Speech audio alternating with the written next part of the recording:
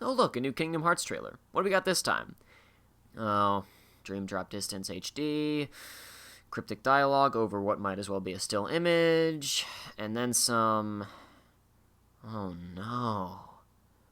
Oh no. Oh no. Okay, new gameplay, thank goodness. There's actually a lot of new and interesting stuff in this footage, even though there isn't very much of it. The first shot we see here is very similar to the stuff we saw at E3 and doesn't really offer anything new. But that's because it's actually old footage that was probably left over from E3. Let me show you what I'm talking about. The user interface during this first shot is completely different from the UI in the rest of the trailer. In all the other scenes in this trailer, the command menu as well as the character icons are farther away from the edges of the screen, and the command menu turns orange when Sora enters combat. Also, in all the scenes with the new UI, whenever Sora uses a spell, we actually see a shortcut menu. During this scene, no such menu appears, even though Sora does cast magic. This seems to indicate that the first shot is leftover footage from an older build of the game, and the rest is from a slightly more recent version. While we're on the subject of UI, we also see prompts for shot lock and attraction flow, although the prompt for attraction flow is hidden behind a cut. I'll come back to that in a bit. The lock-on camera here seems to behave very differently. I can't quite put it into words. It seems more flexible, or like the angle is wider, but I can't really figure out what the difference is. I even stuck KH2 in for a while to try and figure it out, but no such luck. Maybe I'm just crazy and it's exactly the same as it's always been. Anyway, I'm sure most of you have already noticed, but we have a new type of enemy nobody, and they look like flowers and use a scythe, and rose petals fly everywhere when they move, and yeah, okay, we get it, Marluxia is back. Can his boss fight just slowly devolve into nothing but a screen completely full of glowing Unreal 4 rose petals? Because that would be awesome. What was formerly the EX gauge in the old footage is now the focus gauge for shot lock. When it's filled, it just says max, and after it's been drained, it says focus. Well, actually, that's not completely true. When Sora uses the laser shot lock at the end of the trailer, the gauge again says EX instead of focus. This is probably just because these clips are from different versions of the game and the UI still hasn't been finalized. Unlike the version of Shotlock seen in Birth by Sleep, using the ability in this game seems to slow down time, allowing you to use it in the air while falling. Also, unlike Birth by Sleep, where you equipped single shot locks at any given time, here you seem to have a few options at your disposal. In this trailer, we see Sora perform two different shot lock attacks, one called Athletic Flow and one called Shot Flow. Both of them appear in this menu together, and the player can select which one they want to use when they finish locking onto enemies. It seems like this could mean one of two things. It could mean that you can use any shot lock ability anytime that you like, and that as you unlock more of them, you'll just have more options in this command bar. Alternatively, your shot lock abilities may now be determined by whatever Keyblade you have equipped. After all, Sora is using the same Keyblade in both of these scenes, and it would make sense for abilities to be associated with particular Keyblades, since they're pushing the Keyblade transformation thing. I'm going out on a limb with that, I know, but I'm willing to bet that these two shot locks are associated with this Keyblade specifically, and that other Keyblades will have other shot locks. At the end of the first shot lock, we see a bonus experience point of some kind appear on the screen. This happens throughout the trailer, with Sora receiving very small amounts of experience during normal combat. I thought initially this was a reward for finishing a combo or something, but then in one of the later bits, we see this bonus experience appearing at the beginning of a combo, and he gets more as the combo goes on. So I don't know exactly what is being rewarded or what the points are for. However it works, it seems to be a variation of the tech system from the original game, except now it has to do with building combos instead of exploiting weaknesses or blocking attacks. That hopefully indicates that Kingdom Hearts 3 will focus a bit more on the combat of Kingdom Hearts 2, which had a lot of varied inputs and combo modifiers instead of the more mashy melee of Birth by Sleep, where melee combos were pretty much standardized and all of the variation came purely from the commands. So here, Sora falls into a river and starts to get swept away by the current.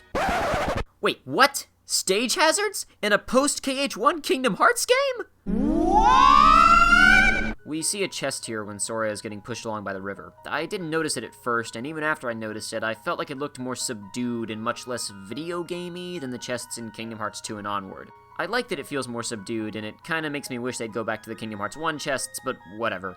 Can they at least disappear after you open them in this game? I always hated going back through worlds in KH2 and BBS and just seeing a bunch of open chests everywhere. It constantly drew me out of the experience and reminded me I was just playing a video game. Plus, I always felt like I was littering. These enemies can follow you a really long way from their initial spawn point. I guess that's needed to reflect the new movement abilities, but wow, they follow you a long way away. Are you maybe expected to get into running fights with some enemies across large areas? In most older Kingdom Hearts games, we would already have passed 2 separate enemy spawns after traveling this far, so maybe spawn points will be few and far between, and you're supposed to keep moving when fighting some enemies. Interestingly, they might actually be putting some emphasis back on blocking in this game. These floaty thingies, formerly the users of non-physical magic, are still elemental creatures with magically themed attacks, but the attacks in question take on a physical form so they can be blocked by a keyblade. See, the Thunder guy makes a spinny thingy, and the Fire guy charges physically while setting himself on fire. We directly see Sora block a physical attack from the Thunder-themed enemy. Previously, the enemy would have just shot a bolt of lightning and you would have had to dodge it or use Reflect. Interesting. Of course, the original non-physical types could still be in the game, but we haven't seen the original Red Nocturne, Blue Rhapsody, Yellow Opera, and Green Requiem much since the original game, so that remains to be seen. I am going to go out on a limb and name these new guys, though, just because I feel like it. This one is either Magenta Trance or Magenta Swing. These yellow ones are something like Golden Synth or maybe Mustard Electronica. Somebody else on Twitter recommended Amber Rave, and that might be a bit more realistic than mine. Anyway, moving on. This scene in front of the mysterious tower is deceptive. Notice the cut here? Yep. Sora stops running as the flying guys appear, and then they cut out some footage before the soldiers appear. Down here in the left-hand corner when the cut ends, we can see there's a prompt to trigger the Buzz Lightyear ride. My guess is that they probably just used developer tools to automatically give themselves the trigger to activate the ride. After all, we've been told that you can only use the attractions after meeting certain requirements in combat, and I doubt that those requirements would be just walking into combat. This footage has been cut to make the summoning look more fluid, as if you can just do it on demand. In actuality, the developers probably just skipped whatever requirements they needed for demonstration purposes.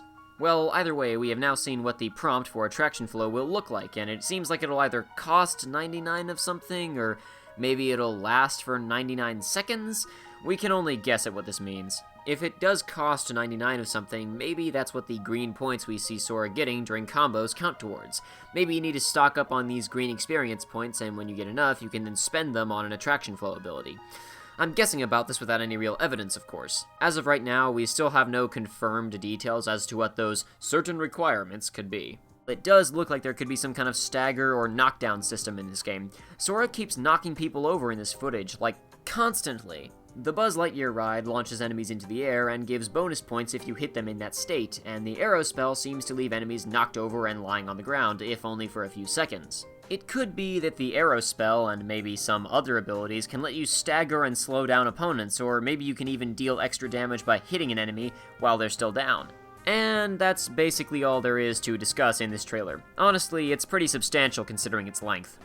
If you care to see an even lengthier, more in-depth analysis of the Kingdom Hearts 3 trailer from E3 2015, you can click on that link in the top left-hand corner, and it'll take you right to it. Also, if you'd like to hear me talking more about Kingdom Hearts in general, you can click in the top right-hand corner to check out the playthrough of Chain of Memories that my friend and I are doing.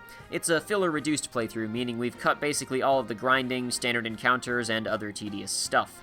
If you've never played Chain of Memories before, I highly recommend it.